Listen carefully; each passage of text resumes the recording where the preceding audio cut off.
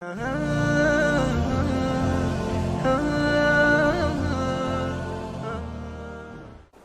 باتیں ساری پہلے ہو چکی ہیں، میں دہرا رہا ہوں کہ یہ بہت اہم مضمون ہے اور اس میں تباہی آئی ہوئی ہے، اور شریعت نے جتنے رشتے بتائے ہیں ان تمام رشتوں میں سب سے بڑا رشتہ خامند اور بیوی ہے۔ والدین کا بھی اتنا اہمیت قرآن نے نہیں بیان کی، بہن بھائیوں کی اتنی اہمیت بیان نہیں کی کہ والدین کے لیے چند آیات، بہن بھائیوں کے لیے چند آیات، باقی رشتوں کے لیے چند آیات، اور خامند بیوی کے لیے سینکڑوں آیات ہیں، سینکڑوں۔ قرآن بھرا پڑا ہے کہ یہ رشتہ بچ جائے، چونکہ باقی رشتے ٹوٹتے نہیں، یہ ٹوٹ جاتا ہے۔ میرا باپ سے رشتہ، میری اطاعت اور فرمان برداری ہو یا نافرمانی ہو، میں اپنے باپ کا بیٹا ہوں۔ میں اپنی ماں کو تنگ کرتا ہوں یا خوش رکھتا ہوں، میں اپنی ماں کا بیٹا ہوں، یہ رشتہ نہیں ٹوٹتا۔ میری بھائی سے لڑائی ہے یا صلح ہے، یہ رشتہ نہیں ٹوٹتا، لیکن خامند بیوی کا رشتہ ٹوٹ جاتا ہے، ایک بول پہ ٹوٹ جاتا ہے۔ تو ایک بات رہ گئی تھی کہ لباس آدمی اپنی پسند کا خریدتا ہے۔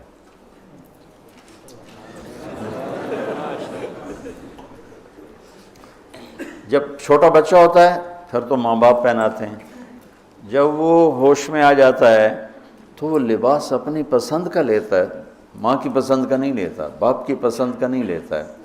تو لفظ لباس میں اشارہ ہے کہ والدین کو چاہیے کہ شادی میں اپنی بیٹی اور بیٹے کی پسند کا خیال رکھیں۔ یہ لفظ لباس بتا رہا ہے کہ جب ہم چھوٹے تھے ہمیں ماں باپ جو پہناتے تھے ہم پہن لیتے تھے، جب سے ہم نے شعور میں قدم رکھا ہے تو اب ہم اپنا لباس خود ہی خریدتے ہیں، چاہے وہ نیلا ہو، پیلا ہو، کالا ہو، سفید ہو۔ مجھے سفید پسند ہے، زندگی گزر گئی سفید کرتے شلوار میں۔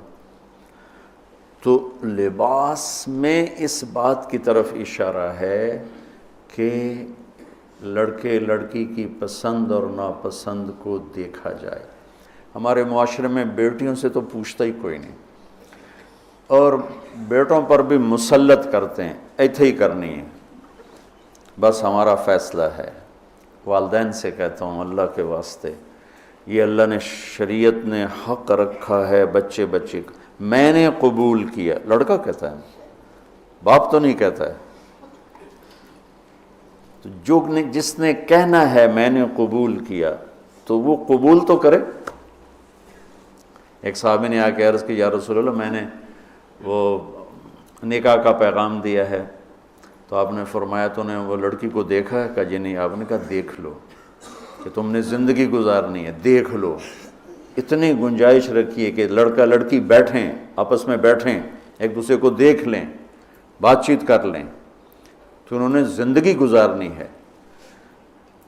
تو ہمارا ماحول ہے کہ یہ بھی ہندو سے آیا ہوا معاشرہ ہے کہ وہ ذات پات میں پھنسے ہوئے تھے، بس ہم نے راجپوتوں میں کرنا اور کہیں نہیں کرنا، ہم نے جاٹوں میں کرنا اور کہیں نہیں کرنا، ہم نے ارائیوں میں کرنا اور کہیں نہیں کرنا، ہم یہ ہیں، ہم اس کے علاوہ اور کہیں نہیں کرتے۔ یہ پورے ہمارے ماحول میں ایک چیز رچی ہوئی ہے۔ کتنے بچے میرے پاس آتے ہیں، بچیوں کے فون آتے ہیں، ماں باپ زبردستی شادی کر رہے ہیں، میرا دل نہیں کر رہا لیکن وہ زبردستی کر رہے ہیں۔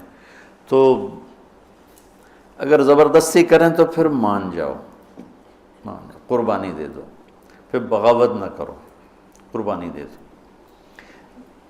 چونکہ ایک اس کے ضد میں انتہا کی بات ہو رہی، وہ ہے کورٹ میرج، کہ بعض بچے بچیاں اتنے باغی ہو جاتے ہیں کہ وہ عدالت میں جا کے اپنا نکاح کر لیتے ہیں۔ میں اس کو ٹھیک نہیں سمجھتا کہ ماں باپ کی دعائیں ہمیشہ کے لیے ختم ہو جائیں گی۔ ماں باپ زیادتی کرنے پر آ گئے ہیں، مان جاؤ، مان جاؤ، اور اللہ سے مانگو، اللہ پاک اس میں آپ کے لیے بہتری کی شکلیں بتائے گا۔ اس کیمرے کے ذریعے سے لوگ جو سن رہے ہیں، سارا ملک تو نہیں سن رہا ہے لیکن جو سن رہے ہیں، یہ شادی بچے کا معاملہ ہے، بچی کا معاملہ، اللہ کے واسطے پوچھا کرو، پوچھے بغیر کرنا زیادتی ہے۔ میرے نبی کی حدیث سناتا ہوں، ما تزوجت وما زوجت الا بوحی من السماء نزل به جبریل، میں نے شادی کی یا بیٹی کی شادی کی، پہلے آسمان سے وحی آئی، جبریل آئے، پیغام لائے، حکم لائے، پھر میں نے یہ کام کیا۔ ٹھیک۔ حضرت علی رضی اللہ تعالیٰ عنہ پیغام لے کر آئے ہیں۔ پہلے ابوبکر صدیق نے رشتہ مانگا، آپ خاموش یعنی انکار۔ عمر رضی اللہ تعالیٰ عنہ نے بات کی، خاموش یعنی انکار۔ عبد الرحمن بن عوف نے حضرت علی سے کہا تم جاؤ۔ وہ فرمانے لگے میں تو بہت غریب ہوں، میرا تو گھر بھی اپنا نہیں، مجھے دے دیں گے؟ کہاں دے دیں گے، تم جاؤ۔ تو حضرت علی تشریف لائے، را کے بیٹھے تو شرم کی وجہ سے بولا ہی نہ گیا۔ تو آپ نے فرمایا علی کیسے آئے؟ وہ چپ۔ اب آپ کو تو پتہ تھا علی کیسے آئے، آپ تو اندر دیکھ رہے ہیں۔ تو آپ نے فرمایا لگتا ہے تم فاطمہ کے رشتے کے لیے آئے ہوگے؟ کہا جی ہاں۔ تو آپ نے کہا انشاءاللہ، اور یہ کہہ کر اٹھ گئے۔ تو حضرت علی باہر تشریف لے کے، صحابہ کھڑے ہوئے تھے انتظار میں، کیا ہوا؟ تو فرمایا انکار ہو گیا۔ کہنے لگے کیسے؟ کہا کچھ بولے ہی نہیں۔ تو عبد الرحمن بن عوف کہنے لگے کچھ تو بولے ہوں گے؟ کہا بس انشاءاللہ کہا تھا۔ کہا تو پھر بس مبارک ہو گیا کام۔ تو حضرت علی نے پوچھا وہ کیسے؟ کہا اس لیے کہ نبی کا انشاءاللہ ہاں ہوتا ہے، لہذا تیرا کام ہو گیا۔ اچھا اب بچوں، میرے بچوں سنو، جبریل آ چکے ہیں کہ اللہ فرما رہے ہیں کہ یہ رشتہ یوں ہونا ہے، وہیں ہاں کر دیتے۔ اللہ کے امر کے بعد تو کوئی گنجائش ہی نہیں، وہیں ہاں کر دیتے۔ یہاں کیوں نہیں کی؟ گھر گئے، بیٹی فاطمہ علی کا رشتہ آیا ہے، ہاں کر دوں۔ سبحان اللہ، سبحان اللہ، کمال ہو گیا۔ فاطمہ کا رشتہ آیا ہے، علی کا رشتہ آیا ہے، ہاں کر دوں۔ آپ کا کیا خیال ہے حضرت فاطمہ نے انکار کرنا تھا؟ جنت کی سردار، نبی کے جگر کا ٹکڑا، وہ انکار کرتے ہیں؟ یہ تو آج کی بچے ہماری بیچاری چپ کر کے بیٹھ جاتی ہے، اچھا جی جی میں تھوڑی مرضی۔ اور وہاں ہمیں تو پتہ نہیں کہ وہی کیا ہے، یہاں تو وہی آ چکی ہے کہ علی اور فاطمہ کی جوڑی آسمان پہ طے ہو چکی ہے۔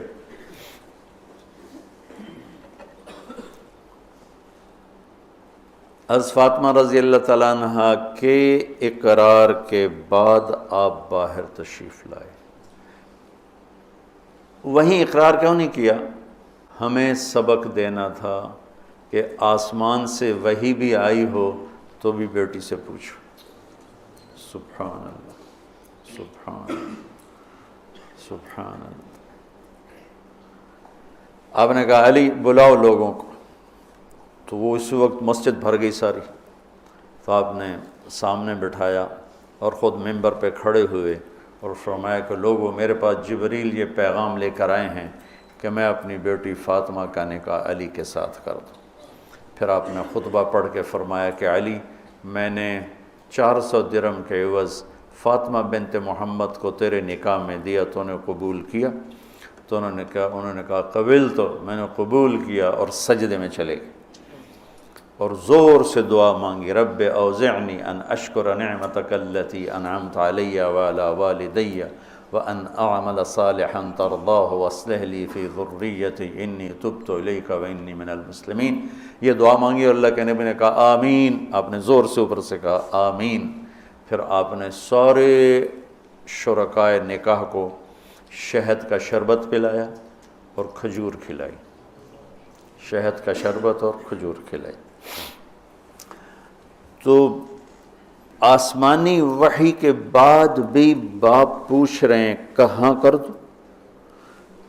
تو ہمارے پاس تو وحی نہیں ہے، اور ایک بچی نے زندگی گزارنی، ایک بچے نے زندگی گزارنی، اور ماں باپ ان کی وہ رائے کے خلاف اولاد بولے تو وہ کہتے ہیں یہ گستاخ ہو گئے ہیں، یہ نافرمان ہو گئے ہیں۔ وہ پھر وہ ان کو وہ جذباتی طور پر ان پر پریشر ڈالتے ہیں، ہم نے تمہیں بچپن میں پالا ہم نے، ماں کہتی میں تینوں دودھ پیوایا، میں تیرے پوتڑے دھوتے، آج تو میرے اگو بلینا ہے۔ وہ اماں جی میں زندگی گزارنی ہے، تسی گزار بیٹھے ہو، میں گزارنی ہے۔ ہمارے دینی حلقے ہوں یا دنیاوی حلقے ہوں، نہ کوئی بچے سے پوچھتا ہے کہ بیٹا یہاں آپ کا کر دیں، آپ کا کیا رائے ہے، نہ کوئی بچی سے پوچھتا ہے کہ بیٹی یہ رشتہ آیا ہم ہاں کر دیں، بلکہ بچیوں سے چھپا کے رشتے کیے جاتے ہیں کہ وہ بچی کو پتہ ہی نہیں ہوتا۔ ہمارے پرانے تعلق والے ذمہ دار گھرانے کی بچی کہا جی مولانا صاحب چلو ماں باپ جہاں کر دیں ٹھیک ہے، ہمارا سر جھکا ہوا ہے، اتنا تو دیکھ لیتے انسان کا بچہ ہوتا ہے۔ ایک شرابی کے ساتھ میری شادی کر دی، عمر گزر گئی میری روتے روتے، فیملی میں ہی کرنا تھا تو کوئی اور شریف بچہ دیکھ لیتے۔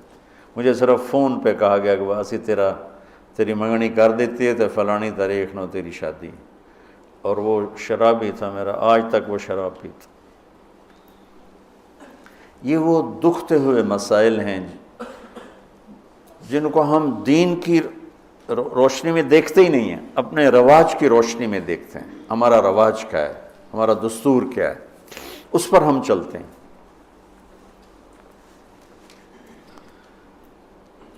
تو میرے نبی نے ہم عمر سے شادی کی، سودا،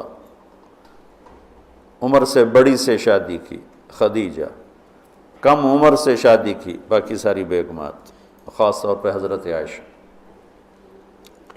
مطلقہ سے شادی کی زینب، بیوہ سے شادی کی خدیجہ، حفصہ، کنواری سے شادی کی عائشہ رضی اللہ تعالیٰ عنہ، مالدار سے شادی کی خدیجہ، غریب سے شادی کی جویریہ، باندھی ہو کر آئی ہیں، ہمسر سے برابری میں شادی کی ام سلمہ، ام حبیبہ، اپنے خاندان میں شادی کی عائشہ، ام حبیبہ، ام سلمہ، یہ حفصہ، یہ قریش ہیں۔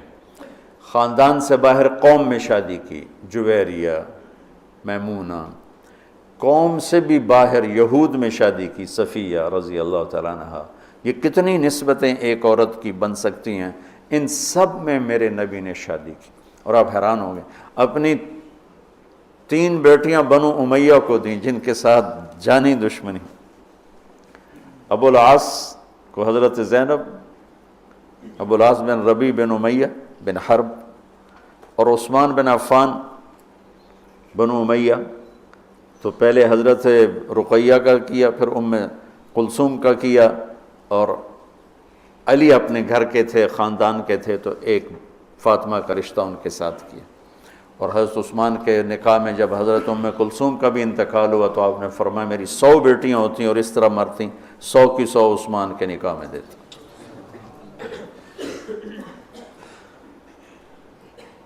یہ معاشرت کے احکام کو اللہ روزے کے درمیان لے کر آئے، اوپر بھی روزہ ہے، نیچے بھی روزہ ہے، اور اس کے بیچ میں اللہ تبارک و تعالی ہمیں یہ دکھا رہا ہے کہ معاشرت عبادات کی طرح ہے، عبادت کی طرح ہے۔ معاشرت خوبصورت نہیں ہوگی تو ہمارا دین خوبصورت نہیں ہوگا۔ میں بیوی کو عزت نہیں دوں گا، دیکھو طنز کا بول ایسا جیسے کپڑے پھاڑ دینا، بے عزت کرنے کا بول ایسا جیسے کپڑے پھاڑ دینا۔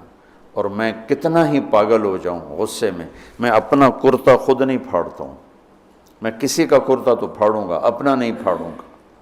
تو میری بیوی میرا لباس ہے، مجھے غصہ چڑھا ہوا ہے، مجھے گلہ آیا ہوا ہے، تو میں لباس پہ ہاتھ نہیں ڈالوں گا۔ یہ میں کیا کہہ رہا ہوں کہ میں بیوی کی دل شکنی نہیں کروں گا، بیوی خاوند کی دل شکنی نہیں کرے گی، برداشت کریں گے، تب جا کر یہ رشتہ خوبصورت ہوگا۔ دنیا میں کسی بھی رشتے کو باقی رکھنے کے لیے برداشت کے سوا کوئی قانون نہیں، اور اس رشتے کے لیے برداشت سب سے زیادہ ہے کہ برابری کا رشتہ ہے، کبھی خاوند گرم کبھی بیوی گرم، پھر دونوں ہی گرم تو پھر آگ بھڑکے گی اور بڑھتی چلی جائے گی۔